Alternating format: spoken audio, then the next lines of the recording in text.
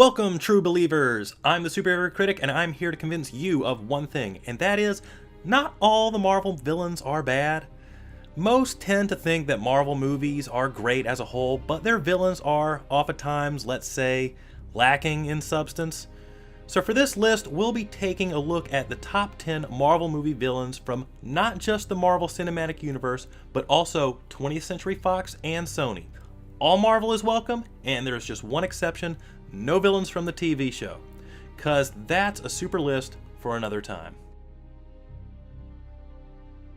Number 10. Wade Wilson! What's my name?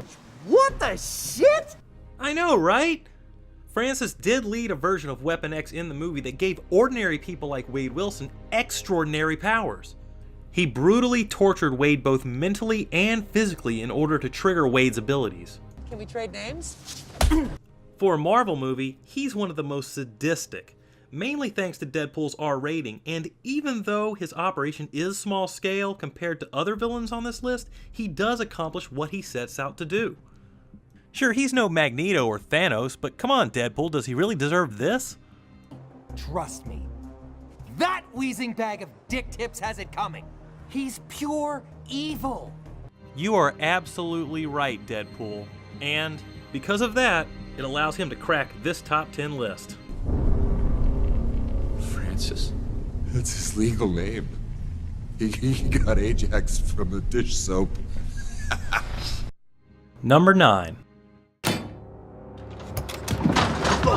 Helmut, or Baron Zemo as he's known in the comics, might not seem like a great villain at first, but take a look at what he manages to accomplish. He forces Tony Stark to witness his parents' deaths at the hand of Bucky Barnes. Knowing Steve Rogers won't allow his best friend to be killed, Zemo sparked a vicious fight among best friends, tearing them and the Avengers apart. Sometimes I want to punch you in your perfect teeth. And why did he want to tear the Avengers apart? Because Tony Stark made Ultron, which destroyed his home of Sokovia, along with his family. This really enriched his backstory, making his motivation a legitimate one, but acted on in villainous means. For one of the most well thought out and sympathetic villains in the MCU, he deserves a spot on this top 10. Just try, okay? I'm going to bed. I love you. Number 8. What an absolute pleasure. Justin Hammer is a different kind of villain, one that doesn't need to wear a funny costume or have any special skills, but one that uses his status and wealth to manipulate what he wants. I'm wondering if and when any actual expert will also be in attendance. In a way, Hammer is the anti-Tony Stark and villainous reflection of Stark's wealth and power, picking up the military contracts that Stark had left behind. He sets loose Anton Vanko, which was dangerous, but his lasting damage was the introduction of the Hammer drones. They have yet to make a reappearance in the MCU, but rest assured, the military is holding these schematics for future use. Justin Hammer embodies a corporate style of villainy that does not always come to justice by legal means. Not to mention, he's played by Sam Rockwell, which means if he dances like this, he deserves to be in the top 10. Yeah! What I'm talking about. Number 7. Bingo. Me. Your greatest creation. Some villains are cunning, some are murderous, and some are just insane. But the Green Goblin is all of these, and on top of that, Spider-Man's best friend's father. It is because of the closeness of Spider-Man that makes him such a great villain. Being his best friend's father makes Norman Osborn like a member of his own family. Could you even imagine your own father, or even someone you know, doing things like this?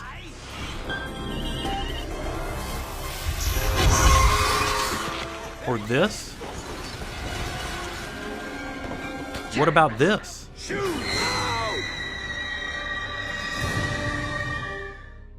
The Green Goblin has been in technically all of them, but Willem Dafoe's portrayal, way back in the 2002 original, illustrates this the best, and he definitely deserves this spot. Finish it! Finish it!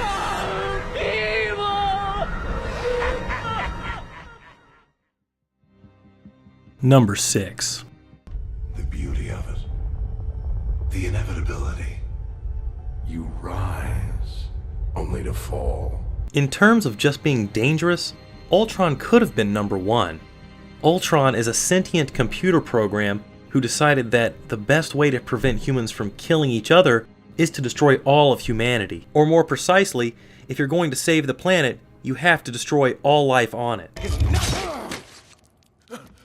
I'm sorry. I'm sure that's gonna be okay. I'm sorry. Being able to think at the speed of a supercomputer and being able to swap bodies in a flash makes him difficult to destroy, like a computer virus spread to the masses. Put all these reasons together and Ultron is a no-brainer. Add in the fact that this could actually happen and he becomes truly terrifying. And being voiced by James Spader is no bad thing either. There is only sex. Everything is sex. Because Ultron sets the precedent for our future robot overlords, I have to give him the spot at number 6. Is that why you've come?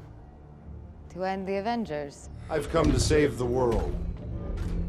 But also, yeah. Number 5. Good evening. My name is Sebastian Shaw. No villainous top 10 list could be complete without a Nazi in it, and while the Red Skull would have been a solid choice, I've got to give it to Sebastian Shaw. Starting off as a Nazi scientist, Shaw went on to form the Hellfire Club, believing that powerful mutants, like himself, are the ones to inherit the Earth. He decides to accelerate the takeover by setting off a nuclear war allowing only the children of the atom to remain, knowing that humans wouldn't be able to adapt. Adapt to this. His mutant gift allows him to absorb energy and put it to his own use, whether it be a hail of bullets, a grenade, or nuclear energy itself. Probably what is more dangerous than his abilities are his ideals, being able to pollute the mind of a young Eric Lehnsherr who would continue Shaw's plans as Magneto. If it weren't for the X-Men, Sebastian Shaw could have gone on to achieve this dream. And like them, I've got to stop Shaw short at number 5. Ah, now it's a party. Number 4.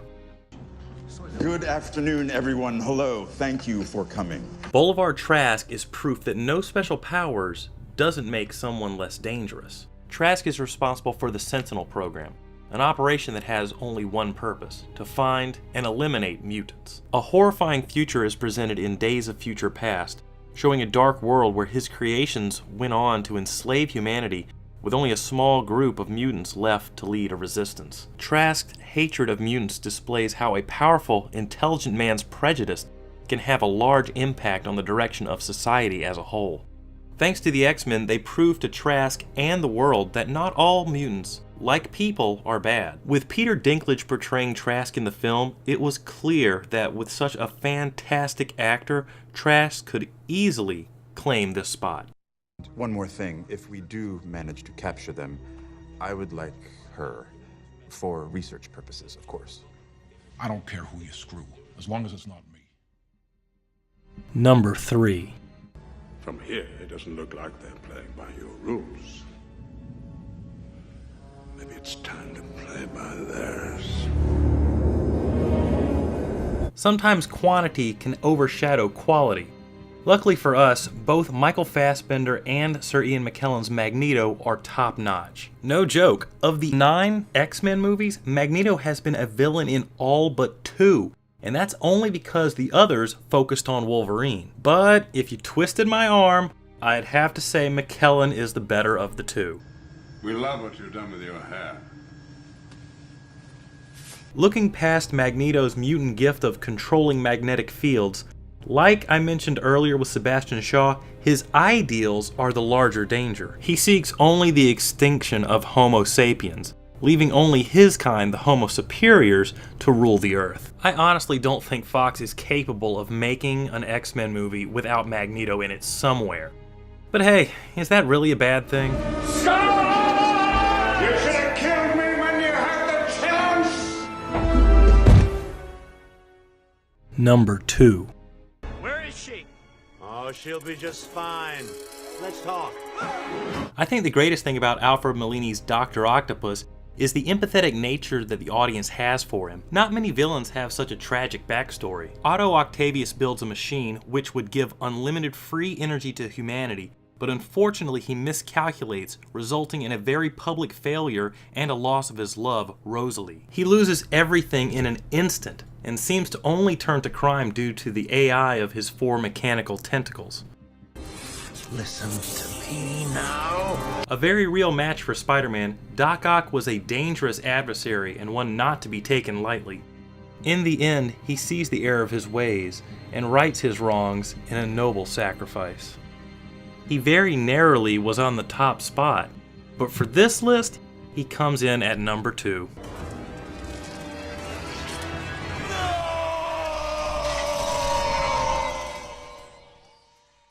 Number 1. Here? I'm Loki. You may have heard of me. That was for New York. I like her. Loki earns the number 1 spot for a few reasons, but primarily because of Tom Hiddleston. No other Marvel villain has been more well received than him. Loki is the god of trickery, and he displays this through his shape-shifting and his silver tongue, telling lies and tricking all those around him. The one he torments the most being his adoptive brother Thor, swearing to kill him and claim the throne of Asgard.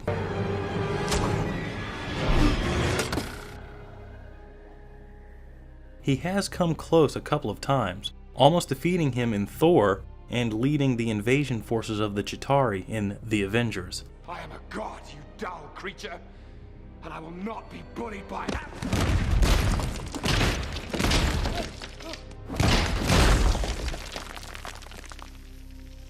Even after helping his brother in Thor: Dark World, he managed to trick him after he left Asgard and is currently sitting on the throne as king. Loki is intelligent, crafty, and sinister, and he will do anything to accomplish his goals. So I just want to say thank you to Loki for being such a great villain.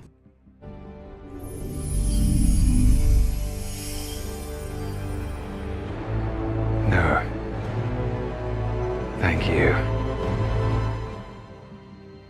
So there we have it, my personal top picks for Marvel's top 10 best villains.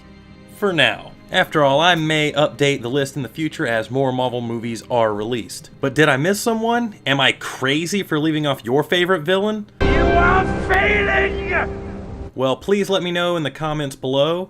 And while you're here, please like, share, and subscribe. Stay tuned for more superhero-related content. Until next time, true believers.